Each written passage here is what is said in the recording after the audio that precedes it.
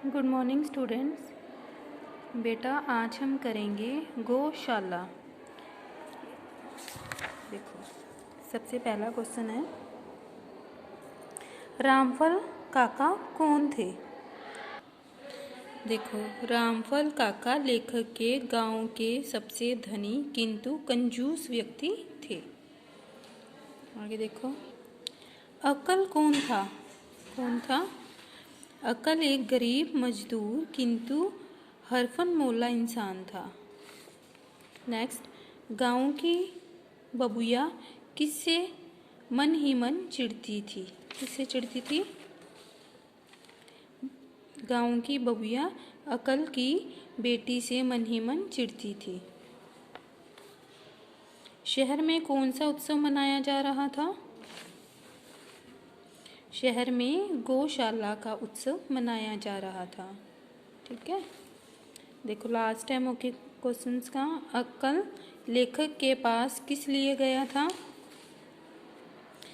किस लिए गया था? रामफल काका की शिकायत करने के लिए गया था। देखो बेटा नेक्स्ट लघु उत्तर है, शहर में गौशाला क्यों बनवाई गई थी? शहर में गौशाला बूढ़ी अपाहिज गायों और बूढ़े बैलों को रखने के लिए बनवाई गई थी।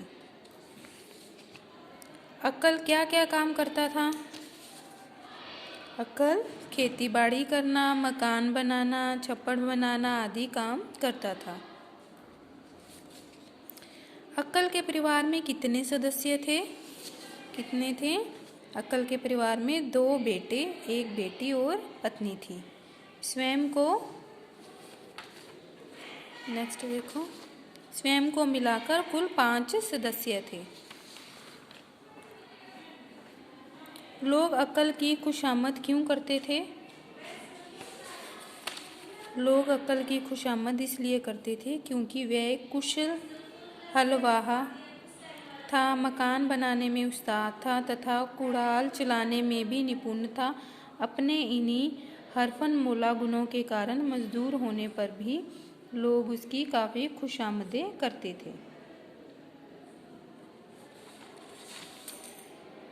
लघु क्वेश्चंस का लास्ट है, गांव में साधु संतों के आने पर अक्कल क्या करता था? क्या करता था? उनकी सेवा बड़े श्रद्धा भाव से करता था। ठीक है, आगे हम करेंगे दीर्घ। रामफल काका धनी होकर भी मनुष्यता की कसौटी पर खड़े क्यों नहीं उतरे? क्यों नहीं उतरे?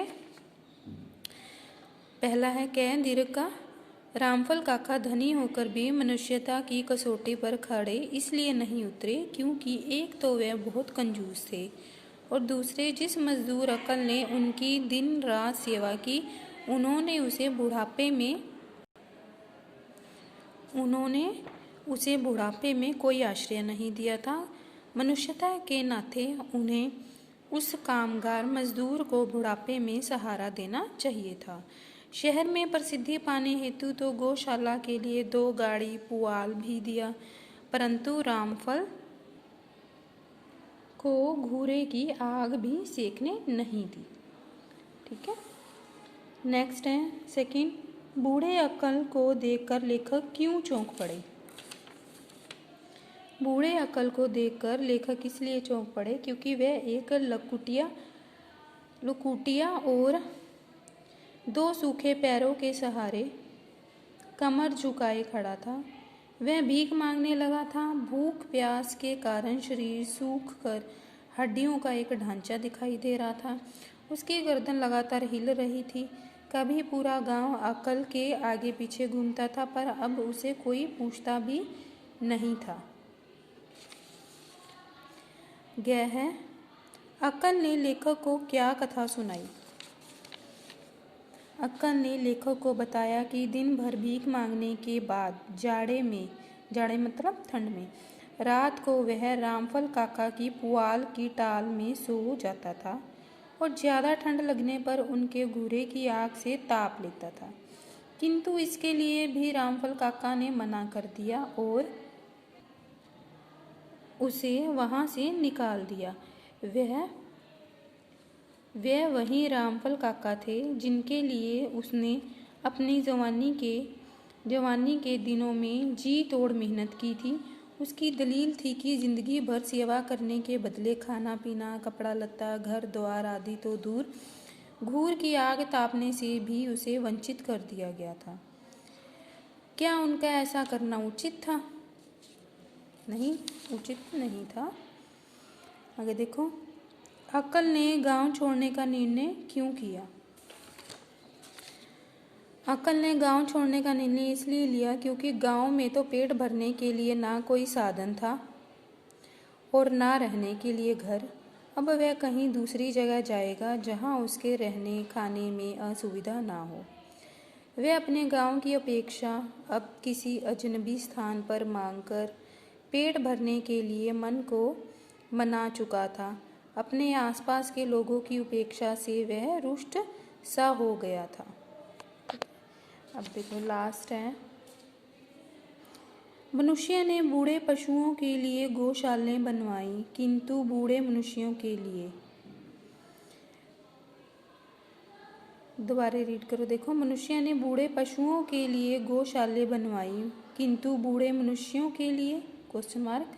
कथन से संबंधित निम्न प्रश्नों के उत्तर लिखिए। पहला, इस कथन का प्रयोग किसने और किस संदर्भ में किया है?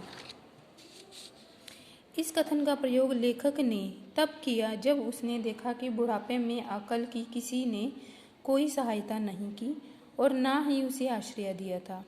नाम और प्रसिद्धि यदि मिले तो धन व्यय करने में व्यक्ति को लाभ दृष्टिगोचर होता है। वही आसपास के वृद्धों तथा असहायों पर एक नया पैसा भी कोई व्यय करना नहीं चाहता, क्योंकि ना तो उसकी फोटो छपेगी ना ही कोई वाहवाही होगी। सेकंड है, बूढ़े मनुष्यों द्वारा कहानी के किस पात्र की ओर संकेत किया गया है और क्यों? बूढ़े मनुष्यों द्वारा कहानी के मुख्य पात्र अक्कल की ओर संकेत किया गया है क्योंकि अब वह बूढ़ा हो गया है और किसी ने किसी भी प्रकार से उसकी सहायता नहीं की। लास्ट है, वृद्धजनों की आश्रय की समस्या के समाधान के लिए क्या उपाय किए जाने चाहिए? वृद्धों के आश्रय की सहायता के समाधान के लिए ये आवश्यक है कि ग्राम या नगर स्तर पर वृद्धाश्रम खोले जाएं, जिसकी देखभाल अत्यंत ईमानदार एवं कुशल लोगों की समिति द्वारा की जाए। इन आश्रमों के उचित प्रबंधन के लिए पर्याप्त धन एवं सुविधाएं उपलब्ध कराई जानी चाहिए। तो ये थे हमारे गौशाला पाठ के मौखिक, लघु और दीर्घ question answers. Okay, thank you.